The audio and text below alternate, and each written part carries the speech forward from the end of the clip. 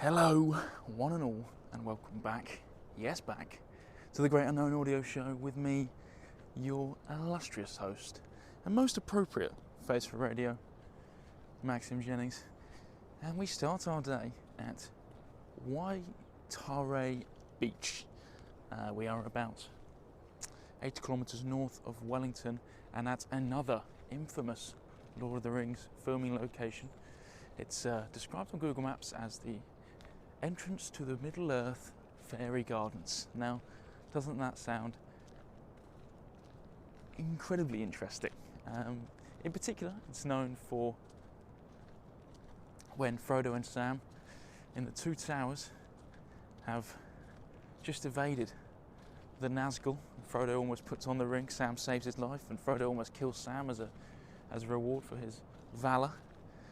And they have a tear-jerking scene. One of the best scenes of script in the trilogy. So I'll just read the scene for you, just so you can kind of get a sense of the environment that you're in. So it's a really enclosed wooded area that has a lot of orange bark on the ground, and the trees are, well, slightly dead, but they're very tight and condensed together. And so there's a lot of room for hiding and whatnot. Anyway, here goes. I wonder if we'll ever be put into Songs of Tales. Frodo goes, what? I wonder if people will ever say, let's hear about Frodo and the Ring. And they'll say, yes, my boy, that's one of my favourite stories. Frodo was really courageous, wasn't he, Dad? Yes, my boy, the most famousest of all hobbits. And that's saying a lot. Frodo laughs and turns to Sam. Well, you're leaving out one of the chief characters, Samwise the Brave. I want to hear more about Sam. Frodo wouldn't have got far without Sam, and that's where the tear-jerking starts. And he goes, no, Mr. Frodo, you shouldn't make fun. I was being serious. And the scene finishes with Frodo saying, so was I. And just a very fitting end. A beautiful wood, so that's kind of what we're going with here. A real tear-jerk for me, and a must-see if you're around Wellington, this forest. Other than that, it's been made into like a little adventure playground, almost like a paintball map, if any of you have ever been paintballing. There's a few kind of rusty old boats around, and lots of tyres, but a nice little trail, and with some lovely ambience in the background. And so, recapping to last night, we did manage to cleanse a little bit, having a shower, a nice hot meal, although I forgot how long it takes for rice to boil. God, that was an eternity. Felt like I was cooking for about an hour and a half. So didn't finish kind of eating until 8, and by that time in New Zealand, because the sun sets around 5. Beautiful sunset, by the way, whilst I was driving. Great background of purple cloud, just really kind of monumental in size. And so that was lovely. Arrived at the holiday park just following that. Very windy though. A lot of kind of traffic cones out there, been blown over by the strength of the wind. I thought one of my tyres was failing me, but it seemed to just be blowing all the cars around, so it was a bit scary in some places, but yeah, not too bad nonetheless. The spaceship was incredibly comfy once again, and we enjoyed a nice warm night under the quilted mattress, duvet, and extra blanket. And so we woke up at the reasonable time at about 7:15. Sunrise is about 7:30, so just before then. Late sunrise, obviously early finish of the day, as we are drawing to winter in New Zealand. It did get too cold in the middle of the night. I believe the South Island is meant to be cooler than the North. That would make more sense, would it? Who knows? But yeah, definitely wasn't as cold as it was the first night in Tongariro. But we woke up, got ourselves ready for the day. I actually bought some coffee, so managed to have a coffee in the morning, which was nice, a good little pick-me-up, wake-up call. And then think we'll go this way. I'm kind of walking around the woods in my flip-flops because I don't want to waste another pair of socks, as we still are yet to do laundry.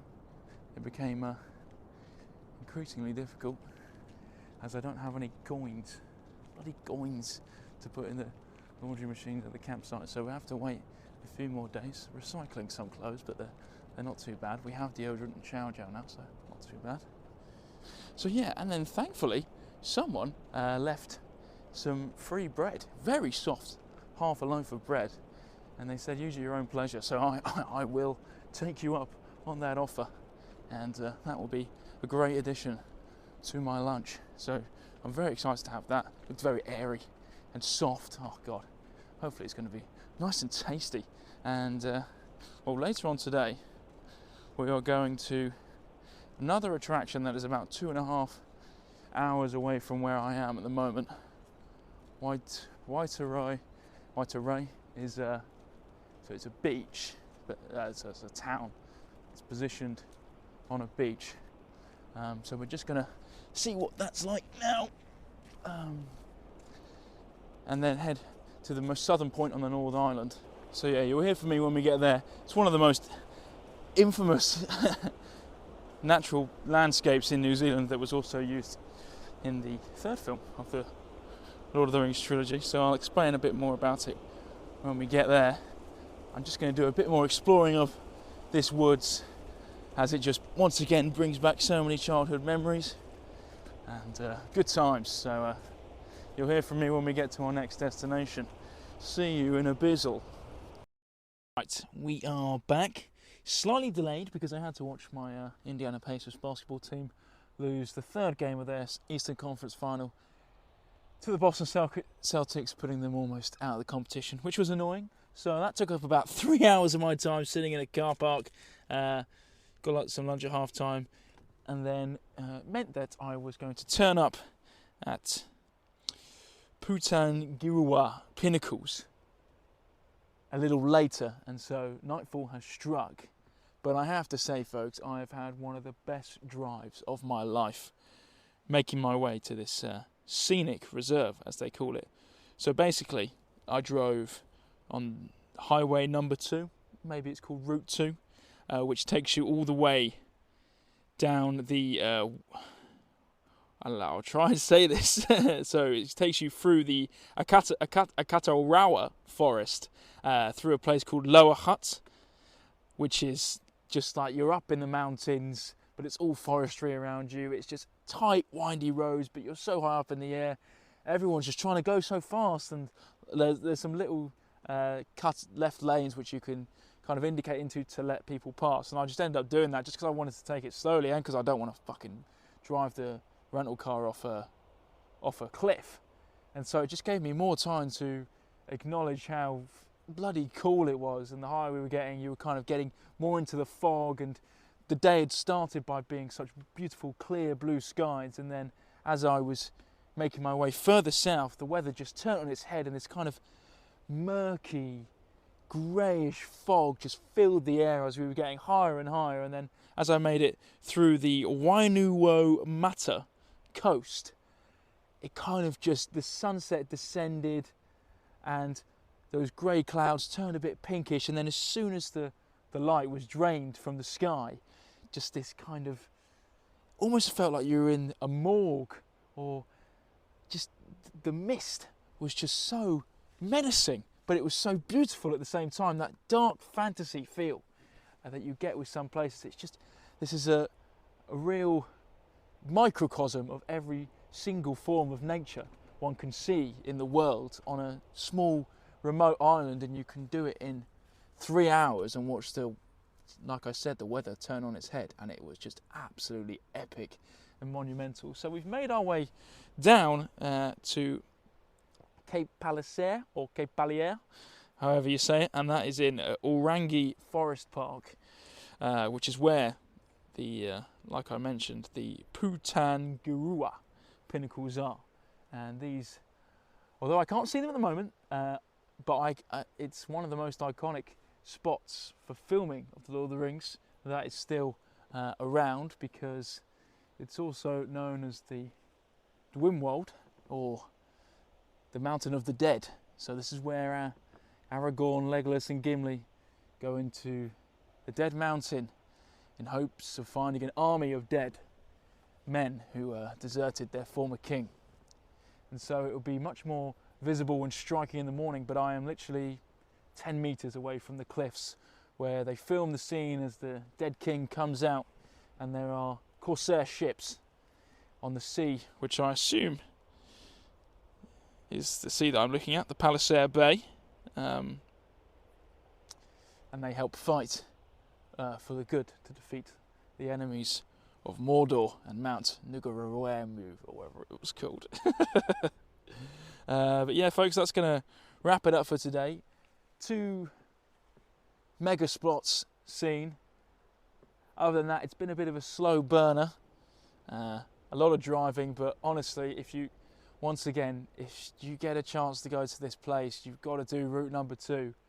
It was just an absolutely fantastic drive, just an hour of unforgettable atmosphere, scenery, and just that little bit of fear that makes you kind of appreciate what you're doing a bit more. The slower you take it, the more enjoyable it becomes, but yet you're still kind of a bit fearful for your life. It's very different, because I've been on a number of buses that feel like kind of have a similar landscape, but when you're driving by yourself, you've got no one to keep you comfort, and it's just you and your own life in your own hands, and that's a different feeling whatsoever. So just amazing. Fantastic afternoon, although my team lost. Although I did have the cheapest ever fish and chips I've ever had for £2.50 from the supermarket. It almost felt like one of those Morrison's old school lunch meals that you get for an absolute bargain. Used to get those with my grandma back in Northampton. Great times. But thanks so much for listening to this one, folks. And I should say, we've hit the half century. 50 episodes when this one comes out, which is, I think, quite a good feat. I don't think we're going to make it to 100, just based on time, but I'm really proud to have made it to 50.